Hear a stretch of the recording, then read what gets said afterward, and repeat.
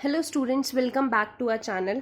Students, आज का lecture start करने से पहले मैं थोड़ी सी अपडेट देना चाहती हूँ आपको कि हमारा जो इस साल का +1 का सिलेबस है या +2 का सिलेबस है, उसमें कुछ टॉपिक्स जो हैं वो डिलीट हुए हैं। सो वो टॉपिक्स जो डिलीट हुए हैं मैं उनकी लिस्ट आपको जल्द ही भेज दूंगी। बट अगर अभी हम वो चैप्टर की बात करें जो हम स्टार्ट कर चुके हैं, that is relations and functions. तो रिलेशंस एंड फंक्शन में जो फर्स्ट एक्सरसाइज थी, हमने उसमें जो कार्टेशियन प्रोडक्ट किया था कि 2 रिलेशंस का प्रोडक्ट या 3 रिलेशंस का प्रोडक्ट, सो प्रोडक्ट कैंसिल हो चुका है। अब वो इस साल आपको नहीं आएगा, वो रिमूव हो चुका है टॉपिक। तो फर्स्ट एक्सरसाइज में आप वो वाले क्वेश्चंस नहीं करेंगे, ठीक है। दूसरा, आपको डिफरेंस ऑफ इंटीजर्स अगर मैं देखूं, जैसे आपका 9th क्वेश्चन ही था difference of integers, sum of integers, तो ये आप नहीं करेंगे, ये आपका कैंसिल हो चुका है, ठीक है। सो अब आज हम फंक्शंस टॉपिक स्टार्ट करते हैं। उसमें भी जो चीज नहीं आएगी मैं आपको बता दूंगी। पहले फंक्शन समझ लेते हैं कि फंक्शन होता क्या है। अ रिलेशन एफ, अभी तक हमने एक रिलेशन की पढ़ाई जो है वो की है, रिलेशन समझा है कि रिलेशन क्या होता है। A relation f, small f, from set A to set B is said to be a function. एक रिलेशन ए से बी तक अगर है, सेट ए से सेट बी तक, तो उसको फंक्शन तब बोला जाएगा if every element of set A has one and only one image in set B.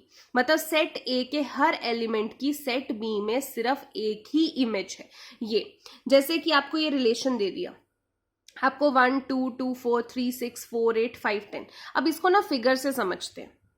अगर मैं मान लो इसको ये सेट ए बना देती हूँ, ये सेट बी बना देती हूँ, ठीक है, तो मैं ऐसे देखती हूँ कि ये हमारा मान लो रिलेशन था। अभी तक हमने किया कि 1 का 2 के साथ, देन 2 4 3 6 4 8 5 10, ये आपके पास है। मतलब ये सेट हमें पता है कि फर्स्ट एलिमेंट जो है वो फर्स्ट सेट के होते हैं, सेकंड एलिमेंट हमारे पास सेकंड सेट के होते हैं। तो हमने 1 से 10 तक सेट ए लिख लिया, 1 से 10 तक सेट बी लिख लिया। अब फर्स्ट एलिमेंट जो 1 का है, रिलेशन सेकंड सेट के 2 के साथ है, तो फर्स्ट का जो रिलेशन है वो सेकंड सेट के 2 के साथ है। इसका 2 का, फर्स्ट सेट के 2 का सेकंड सेट के 4 के साथ है। ऐसे इसके 3 का 6 के साथ है, इसके 4 का 8 के साथ है, इसके 5 का 10 के साथ है। यहाँ पे हम देख रहे हैं कि यहाँ पे जो एक एलिमेंट है उसका इधर सिर्फ एक ही इमेज है। ये वाला जो फर्स्ट सेट होता है उसके एलिमेंट्स को हम बोलते हैं प्री इमेज, और जिसके साथ वो कनेक्ट कर रहे हैं उसको बोलते हैं हम इमेज। तो यानी कि इस एक एलिमेंट की एक ही इमेज है, 1 की एक ही इमेज है 2 की एक ही इमेज है 4, 3 की एक ही इमेज है 6, 4 की एक ही इमेज है 8, 5 की एक ही इमेज है 9, ठीक है। अब इमेज का मतलब अगर मैं दूसरे एंगल से देखूं, अगर इधर 1 to 5 सेट बना दिए, इधर 1 to 6 सेट बना दिए, मैं ऐसा करूं कि 1 की इमेज 1 है, 1 की इमेज 2 है, और 2 की इमेज 3 भी है, 2 की इमेज 4 भी है। अगर मैं ये रिलेशन लेके चलूं, 2 की इमेज 4 भी है और इधर 2 की इमेज 3 भी है, मतलब एक की एक से ज्यादा इमेजेस हो गई। तो वो चीज जो है उसको हम रिलेशन बोल सकते हैं, बट ये फंक्शन नहीं हो सकता। फंक्शन में एक सेट के एक एलिमेंट की दूसरे सेट में एक ही इमेज है, ठीक है। जैसे कि हम ऐसा कह सकते हैं कि यहाँ पे ये जो 2 सेट है इसकी इमेज 2 है, ये जो 3 सेट है इसकी भी इमेज 2 है। ऐसे केस में ये फंक्शन होगा। रीजन क्यों? हमने क्या बोला कि फर्स्ट सेट के जो एलिमेंट है उसकी एक ही इमेज होनी चाहिए। तो इधर 2 की एक ही इमेज है 2, और इधर 3 की एक ही इमेज है 2।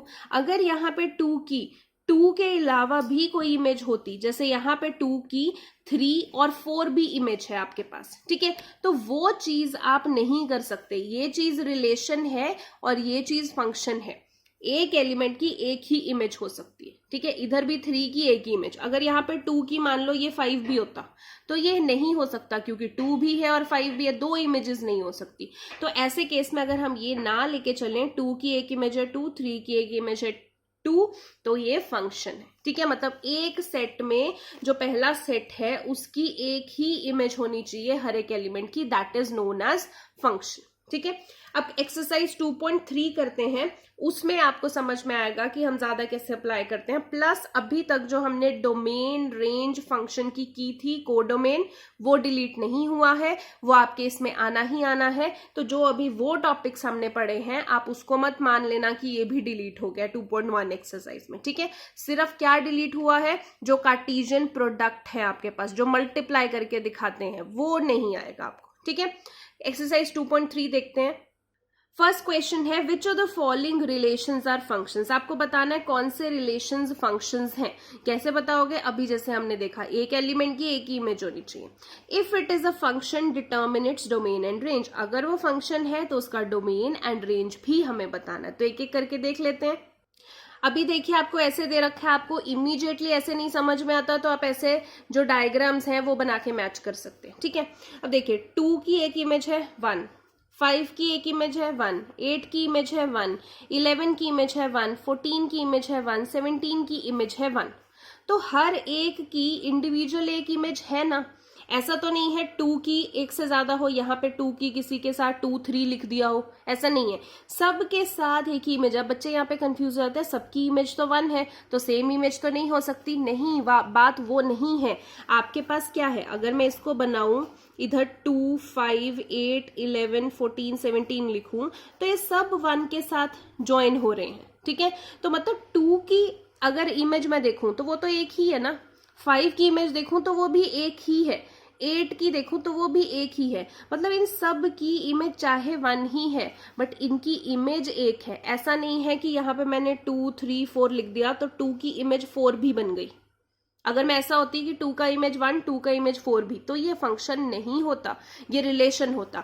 यहाँ पे क्या है, हर एक एलिमेंट की अलग इमेज है। 2 दोबारा रिपीट नहीं हुआ, 5 रिपीट नहीं हुआ, 8 रिपीट नहीं हुआ, कोई भी एलिमेंट रिपीट नहीं हुआ। इन सब की इमेजेस क्या चल रही हैं, 1 चल रही हैं। तो इट इज अ फंक्शन। अब फंक्शन में डोमेन एंड रेंज बताना हो, डोमेन मतलब जो फर्स्ट एलिमेंट्स होते हैं, ये 2, 5, 8, 11, 14, 17 ये सब डोमेन है। रेंज मतलब जो सेकेंड एलिमेंट है 1, 1, 1 सभी का रेंज क्या हो जाएगा 1। ऐसे ही सेकेंड पार्ट में देखते हैं। 2 की इमेज 1 है, ठीक है। 4 की इमेज भी एक है, 6 की इमेज भी एक है, 8 की इमेज एक है, 10 की इमेज एक है, 12 की इमेज एक है, 14 की इमेज एक है। कोई भी रिपीट नहीं हुआ नंबर, तो नंबर नहीं रिपीट हुआ, इट मीन्स वो फंक्शन है। अब डोमेन बताना है, यानी कि जो फर्स्ट एलिमेंट्स है दोज आर योर डोमेन। तो 2, 4, 6, 8, 10, 12, 14 ये सब आपके पास डोमेन है। और अगर रेंज बताना हो तो रेंज क्या हो जाएगी, सेकेंड एलिमेंट्स 1, 2, 3, 4, 5, 6, 7 ये आपके पास रेंज हो जाएगी।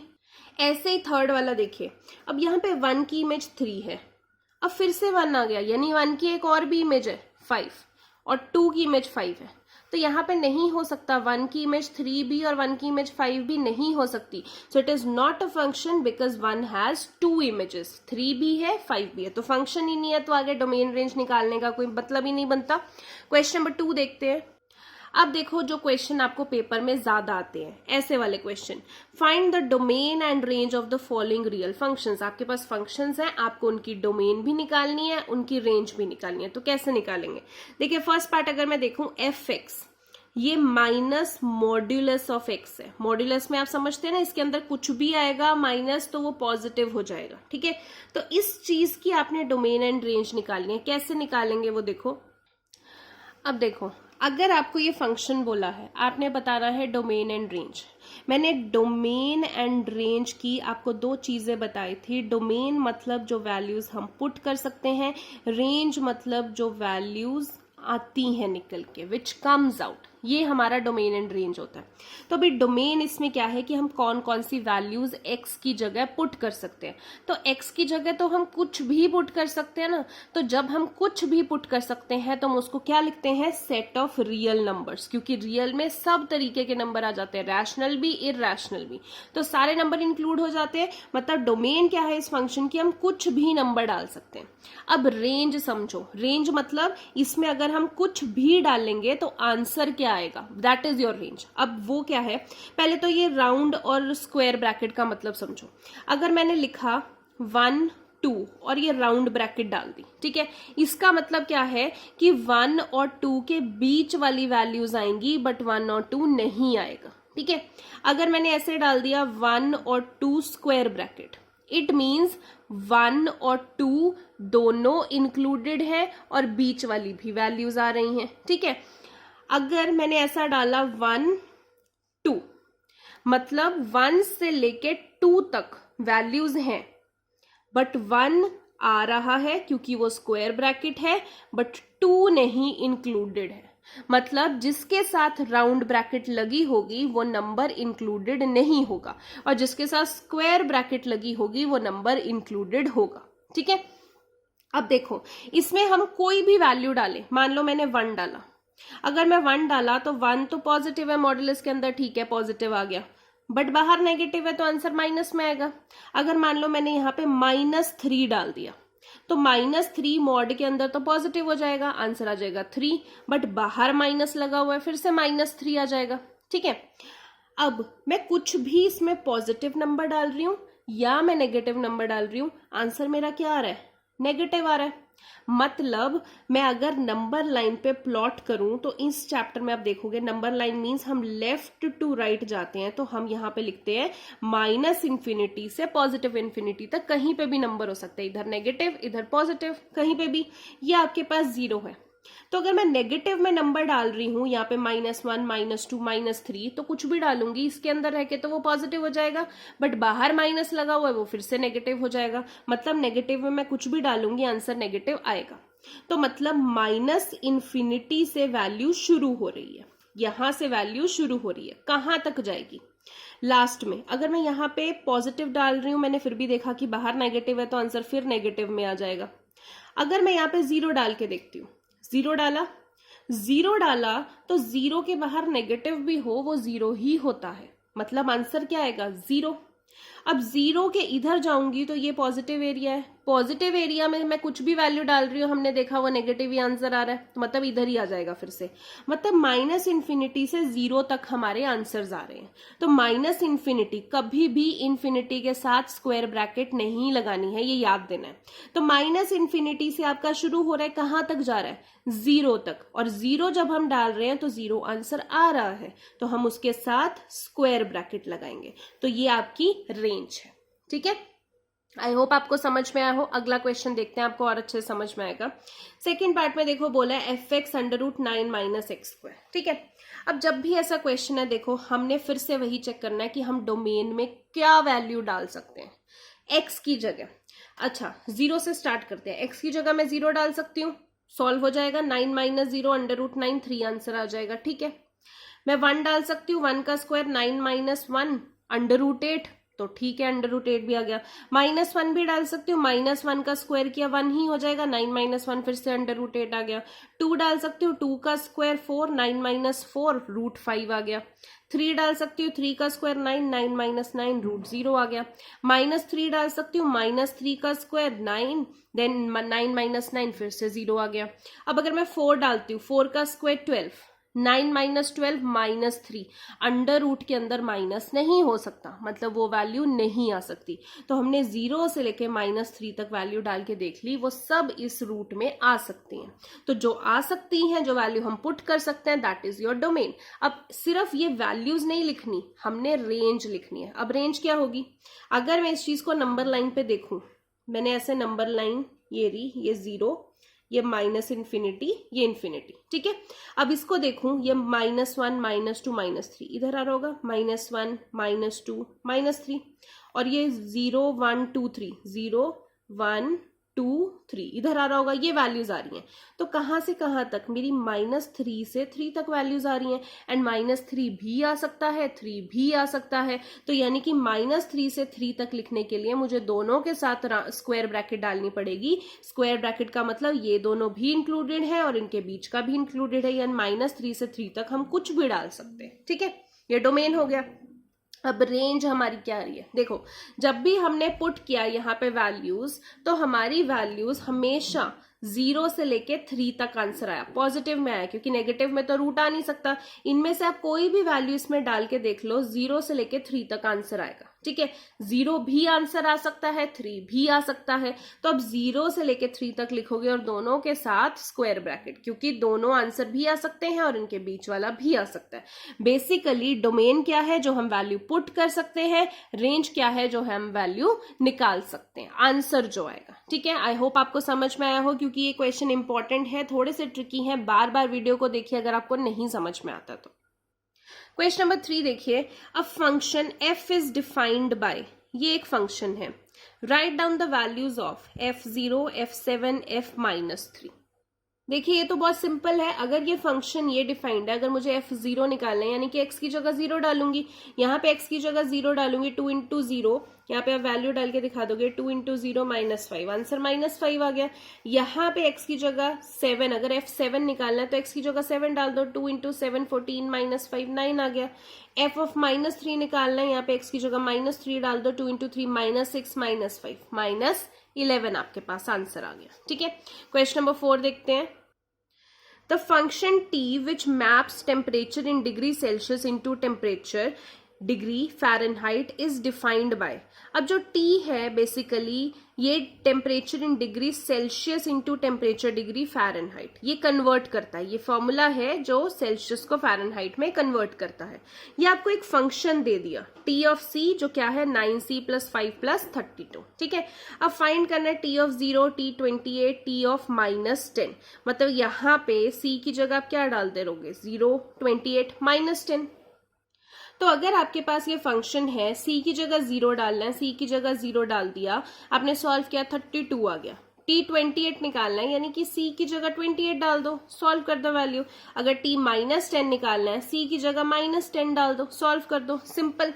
और फोर्थ पार्ट में आपको क्या बोला है, find the value of c when tc is equal to 212। मतलब इस फंक्शन में अगर tc की वैल्यू 212 हो जाए तो ये वाले c की वैल्यू कितनी आएगी। तो कुछ नहीं करना, इसकी जगह 212 डाल दो, यहां से c वेरिएबल आंसर निकाल लो।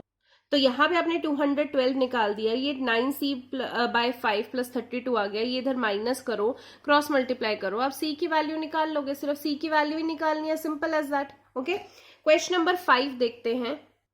Find the range of each of the following functions. आपको ये क्वेश्चंस फंक्शंस दे रखे हैं, इनकी आपको रेंज निकालनी है। अब डोमेन नहीं बोला, रेंज निकालने को बोला है, तो एक एक करके फंक्शन देखते हैं। तो अभी तक हमने पढ़ा है रेंज मतलब जो वैल्यू निकल के आती है। रेंज तभी निकालेंगे ना अगर हमें डोमेन पता होगा, चाहे इन्होंने नहीं पूछा बट हमें वैल्यूज तो पता करनी पड़ेंगी। तो अगर आपके पास ये फंक्शन है 2 - 3x, तो देखो हम x की क्या क्या वैल्यू डाल सकते हैं। अगर हम x 0 डालते हैं यहाँ पे, तो 0 डालेंगे, 2 - 3 × 0, तो ये 2 आंसर आ जाएगा, 2 - 0। f0 डालेंगे तो 2 आएगा। अगर मैं यहाँ पे x की जगह 1 डालती हूँ, यहाँ पे 2 - 3, तो आपके पास -1 आ जाएगा। अगर मैं f2 डालती हूँ, x की जगह 2 डालती हूँ, यहाँ पे 3 2 = 6, 2 - 6 -4 आ गया। अगर मैं यहाँ पे x की जगह 5 डालती हूँ, तो यहाँ पे 3 × 5 -15, 2 - 15 कितना आ जाएगा, -13। आगे और बड़ी बड़ी वैल्यू भी डालती जाऊंगी तो माइनस में आंसर आता जाएगा x की जगह। ठीक है, तो मैंने 0 भी डाल के देख लिया, मैंने पॉजिटिव बड़ी वैल्यू भी डाल के देख ली, मेरा आंसर क्या आ रहा है, नेगेटिव। ठीक है, अब क्या आंसर आ सकता है, दैट इज योर रेंज। अब हमारे आंसर कहाँ तक रेंज कर रहे थे, देखो 2 हमारा आंसर आया, फिर नेगेटिव आंसर आए सारे। ठीक है, मतलब अगर मैं नंबर लाइन पे प्लॉट करूं इन्हें, -∞ to ∞, ये रहा 0, मेरा एक आंसर आया था 2 और बाकी सारे के सारे नेगेटिव आए, मतलब इसके इधर ही आए। ठीक है, तो मेरे पास क्या आएगा, -∞ से लेके कहाँ तक वैल्यू आ सकती है, 2 तक। तो मेरी जो रेंज होगी दैट इज -∞ to 2, और ∞ के साथ तो कभी भी स्क्वायर ब्रैकेट नहीं लगता, तो राउंड ही लगेगा। और जो 2 है, 2 के साथ आप यहाँ पे राउंड ब्रैकेट लगा दोगे तो आपके पास आंसर आ जाएगा -∞ से 2 तक आपके पास वैल्यूज आ रही हैं। ठीक है, अगला देखते हैं हम। फंक्शन आपको दे रखा है x² + 2। अब क्या क्या वैल्यूज इसमें आ सकती है, अगर हम यहाँ पे 0 डालते हैं तो आंसर 2 आ रहा है, यहाँ पे प्लस या -1 भी डालेंगे तो 1 प्लस करके यहाँ पे आंसर 3 आ जाएगा। अगर यहाँ पे x की जगह +2 डालेंगे या -2 डालेंगे, फर्क तो कुछ नहीं पड़ रहा, स्क्वायर ही हो रहा है, आपके पास आंसर 6 आ जाएगा। ठीक है, अगर हम प्लस या -5 भी डालते हैं तो भी आपके पास आंसर पॉजिटिव आ रहा है। तो बेसिकली अगर मैं नंबर लाइन पे यहाँ पे प्लॉट कर रही हूँ, ये 0 है, ये -इन्फिनिटी है, ये इन्फिनिटी है। सबसे पहले हमारे पास 2 से वैल्यू आई थी, ये 1 मान लेते हैं, ये 2 मान लेते हैं। 2 से वैल्यू आई थी और 2 से आगे ही जा रही है, पॉजिटिव ही जा रही है। तो 2 आ रही है तो 2 के साथ क्या लग जाएगा, स्क्वायर ब्रैकेट, क्योंकि 2 वैल्यू आई थी। कहां तक जा रही है वो, इन्फिनिटी तक जा रही है। तो इन्फिनिटी तक जा रही है और इन्फिनिटी के साथ तो हमेशा राउंड ब्रैकेट ही लगती है, ठीक है। अब यहाँ पे फर्स्ट क्वेश्चन में भी यहाँ पे मेरे से गलती से राउंड ब्रैकेट बोला गया, 2 आपके पास आंसर आ रहा था, 2 से -इन्फिनिटी जा रहा था, तो यहाँ पे आप स्क्वायर ब्रैकेट ही लगाएंगे, ठीक है। नेक्स्ट करते हैं। आपके पास फंक्शन fx दे रखा है x। अब पूछा रेंज क्या होगी, मतलब इसमें क्या वैल्यू निकल के आ सकती है। देखो जब डल इसमें कोई भी वैल्यू सकती है तो निकल के भी कोई भी आ सकती है। तो कोई भी जब वैल्यू डल सकती है हम उसको क्या बोलते हैं, सेट ऑफ रियल नंबर्स। और या तो आप अगर सेट ऑफ रियल नंबर्स डालोगे तो निकल के भी सेट ऑफ रियल नंबर्स ही आएंगे, क्योंकि x ही तो है। अगर मैं x में 1 डालूंगी तो 1 ही आंसर आएगा, 2 डालूंगी तो 2 ही आंसर आएगा, क्योंकि x है सिर्फ। तो रेंज में कुछ भी आ सकता है जो आप पुट करोगे। तो पुट अगर हम सेट ऑफ रियल नंबर्स कर रहे हैं तो रेंज में निकल के भी सेट ऑफ रियल नंबर्स आएंगे। या तो आप यहाँ पे कैपिटल R लिख दीजिए, वो वैसे ही डिनोट करता है सेट ऑफ रियल नंबर्स, या आप नहीं लिख सकते तो कैपिटल R भूल गए हैं तो यहाँ पे रेंज में सेट ऑफ रियल नंबर्स लिख दिए कि ये आपका आंसर है, ठीक है। सो ये जो रियल जो क्वेश्चंस हैं आपके पास रेंज के, डोमेन के, ये क्वेश्चंस हैं जो इस चैप्टर में से ज्यादा आपको आते हैं, ठीक है। हम मिसलेनियस एक्सरसाइज के भी 1-2 क्वेश्चन मैं आपको करवाती हूँ जिससे और आपको क्लैरिटी आएगी। 2.3 एक्सरसाइज तो आपकी यहीं तक थी। उसके बाद मिसलेनियस एग्जाम्पल्स है। मिसलेनियस एग्जाम्पल्स हम बाद में करेंगे, पहले मिसलेनियस एक्सरसाइज के मैं 2-3 क्वेश्चंस आपको करवाऊंगी आज के लिए। जैसे आपके पास फर्स्ट क्वेश्चन है, the relation f is defined by fx। ये fx से आपने रिलेशन डिफाइन कर दिया। The relation g relation gx से डिफाइन कर दिया। आपको ये बताना है कि f जो है वो फंक्शन है और जो g है वो फंक्शन नहीं है। ये फंक्शन है और ये नहीं है। अब कैसे बताएंगे, देखो। अब अगर ये वाला फंक्शन आपको डिफाइन किया है, ठीक है, अब डिफाइन किया तो इसमें क्या क्या वैल्यूज आ सकती हैं तो वो देखो, पहले वो निकाल लेते हैं। f अगर मैं यहाँ पे देखूं 0 से लेके 3 तक वो वैल्यू x की डाल सकते हैं और दोनों के साथ इक्वल टू का साइन लगा हुआ है, मतलब 0 भी डाल सकते हैं, 3 भी डाल सकते हैं इनके बीच में। तो क्या क्या वैल्यूज है, सबसे पहले 0 डालते हैं। अगर मैं x की जगह 0 डालती हूँ, 0 का स्क्वायर, तो आंसर भी क्या आएगा, कॉमा डाल के लिखना है 0। ऐसे ही फिर 0 के बाद 1 डालेंगे, 1 डालेंगे तो 1 का स्क्वायर 1 ही आंसर आएगा। फिर उसके बाद 2 डालेंगे तो 2 का स्क्वायर 4 आंसर आएगा। फिर 3 भी डाल सकते हैं, 3 डालेंगे तो 3 का स्क्वायर 9 आंसर आएगा। 3 के ऊपर ये नहीं फंक्शन है, 3 के ऊपर यहाँ फंक्शन है कि 3 से लेके 10 तक फंक्शन कौन सा है ये।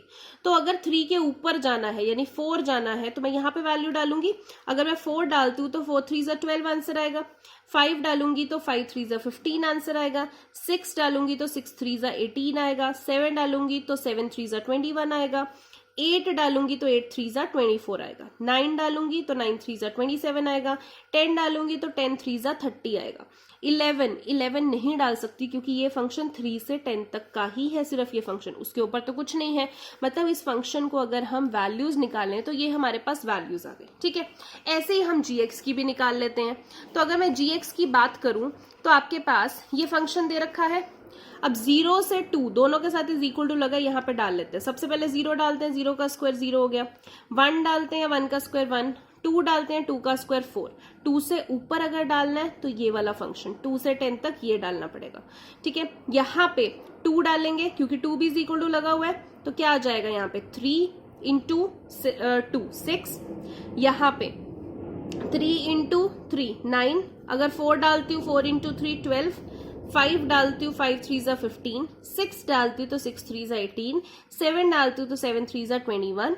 8 डालती हूँ तो 8 3 ज़ा 24। 9 डालूंगी तो 9 3 ज़ा 27। 10 डालूंगी तो 10 3 ज़ा 30, ठीक है। 10 के ऊपर नहीं डाल सकते क्योंकि फंक्शन 2 से 10 तक का ही है।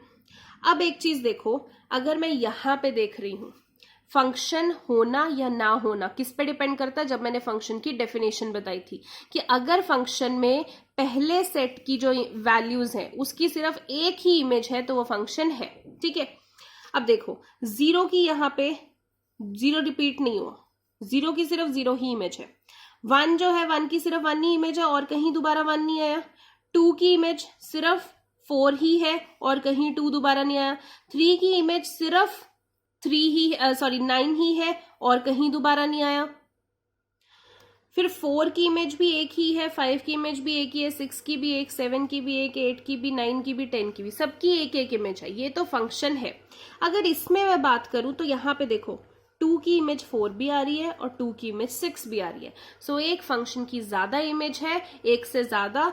2 has more than one image. It means gx is not a function and fx is a function. यही आपको प्रूफ करना था।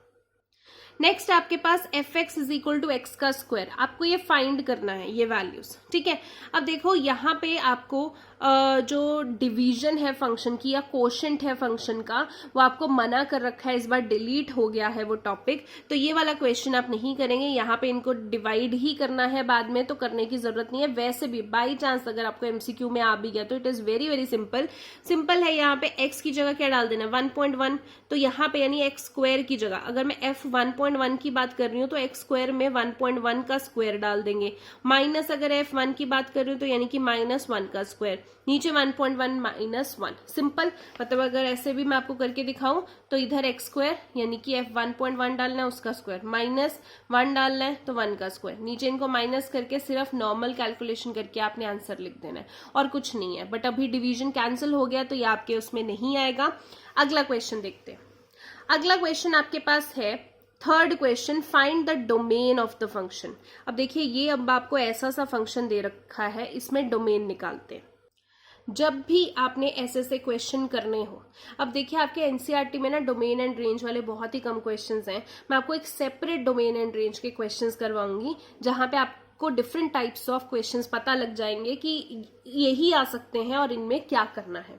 अब सबसे पहले आप ऐसे वाले क्वेश्चंस देख लीजिए। अगर आपके पास एफ एक्स के ये क्वेश्चन आते हैं जहां पे डिवीजन है, जहां पे p/q फॉर्म में आंसर आ रहा है, तो आपने ये याद रखना है q is not equal to 0। आपके पास जो डिनोमिनेटर है वो 0 नहीं बन सकता, बस ये ध्यान रखना है। ठीक है, सबसे पहले देखो क्या करेंगे, ये ऊपर वाले को छोड़ देते हैं, पहले डिनोमिनेटर को हम स्प्लिटिंग कर लेते हैं क्योंकि ये हो सकती है। हमने स्प्लिटिंग कर दिया, 12 के फैक्टर्स 8 चाहिए, -6 -2, यहाँ पे कॉमन ले लिया x -6 x -6 x -2, तो आपके पास स्प्लिटिंग करके ये आ गया। अब हमने क्या बोला कि डिनोमिनेटर हमारा कभी भी 0 नहीं बनना चाहिए।